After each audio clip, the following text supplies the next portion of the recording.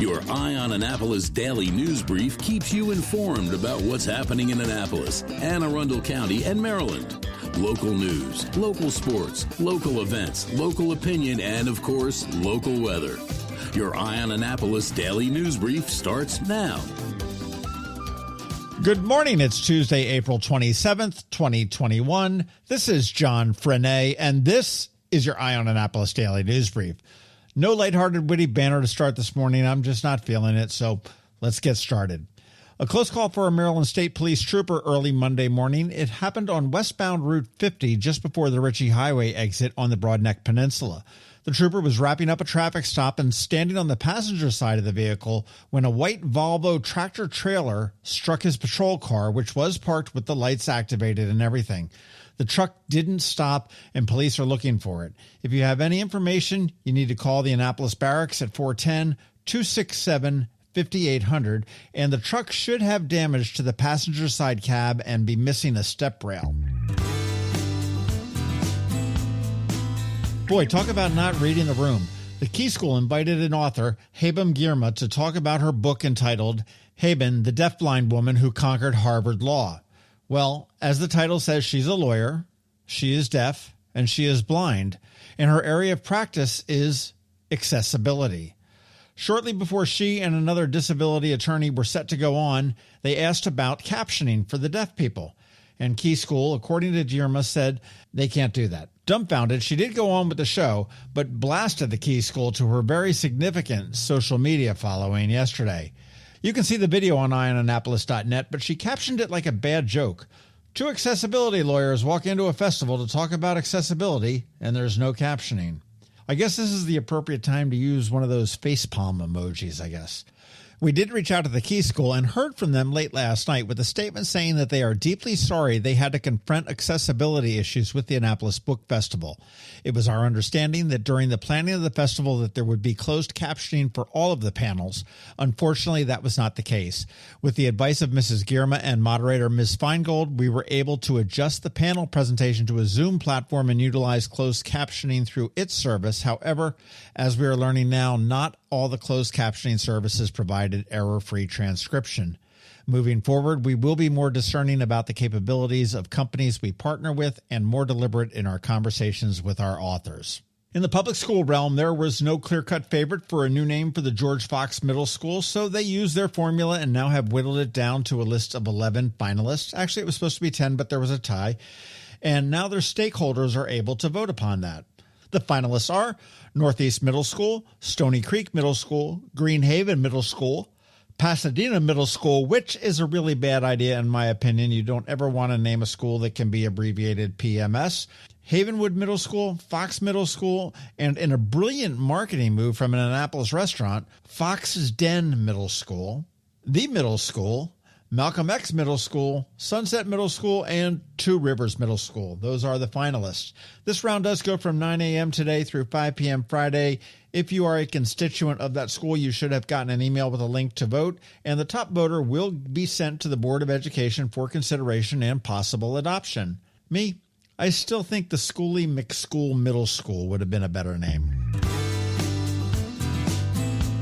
Melody Simmons from the Baltimore Business Journal broke a story yesterday, and it looks like Governor Larry Hogan is planning to move out of his current public housing situation when he gets out of office. Apparently in January, the Hogans plunked down $1.1 million in cash for a 5,600 square foot home on 6 acres in Davidsonville. The home has 5 bedrooms, a 4-car garage, heated floors, and honestly, in the winter, that's probably worth the $1.1 million alone, but I digress. A circular driveway and a fountain. So good on the Hogans, and now we will have 3 of the 4 living former governors all living in Anne Arundel County. Glendenning and Ehrlich both live here in Annapolis.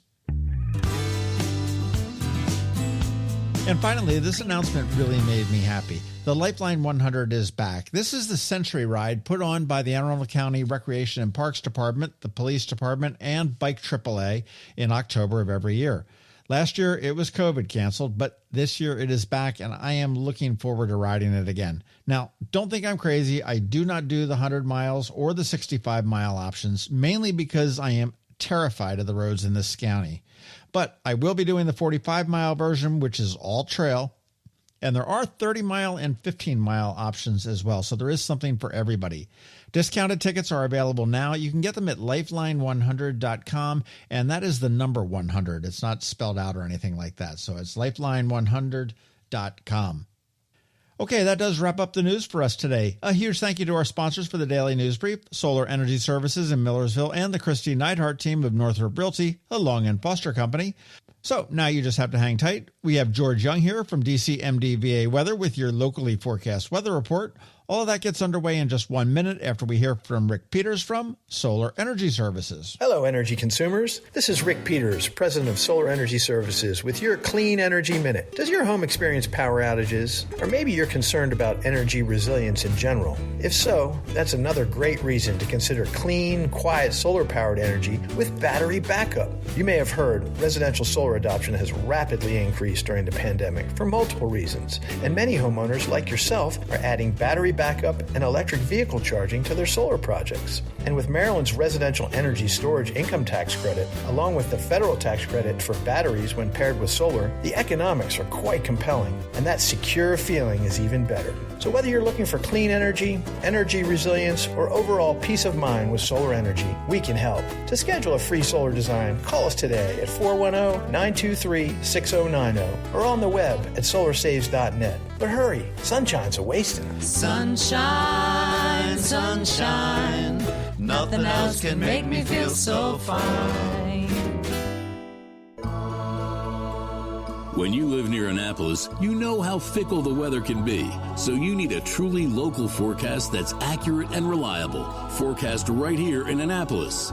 DCMDVA Weather is not just for today, but for the rest of the week and the weekend too. Now here's George Young of DCMDVA Weather with the weather outlook for today and beyond. Hey everyone, this is George with DCMDVA Weather, and this is your Eye on Annapolis forecast for Tuesday, April 27th. Yesterday provided a fairly nice start to the last work and school week of April 2021, but it'll be that much better today with warmer temps followed by outright summer-like conditions tomorrow before a chance of rain returns the rest of the week. Look for sunny highs today in the mid-70s to lower 80s, followed by highs tomorrow in the mid to upper 80s in spots, with temps remaining slightly cooler still by local waterways before a frontal boundary moves into the general area of the mid-Atlantic region Thursday, bringing a return of clouds and a chance of showers, though temps will remain warm with highs near 80 degrees again Thursday before cooling off Friday through Sunday, with highs in the upper 60s to lower maybe mid-70s in spots, with an ongoing chance of rain showers each day. Okay, that's it for today. This is George Young of DCMDVA Weather. Make it a great day out there. Stay healthy and be safe, and be sure to get our free app on all of your devices by searching DCMDVA Weather in the Apple or Google App Stores. And also be sure to follow us on Facebook and Twitter, and use our website each day by visiting DCMDVAweather.com so you can always stay weather informed. Another moving moment from Kristi Neidhardt of the Kristi Neidhardt Team from Northrop Realty, a Long and Foster company. I've always loved being a realtor because to me, it's more than a job.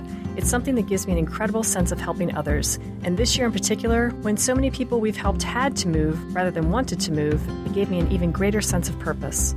Whatever the reason for someone's move, from a career relocation to simply needing to downsize, it has truly been super rewarding and a privilege to be able to assist our clients through all the steps of their journeys. Though it hasn't always been easy, we've learned new ways of navigating the home buying and selling process.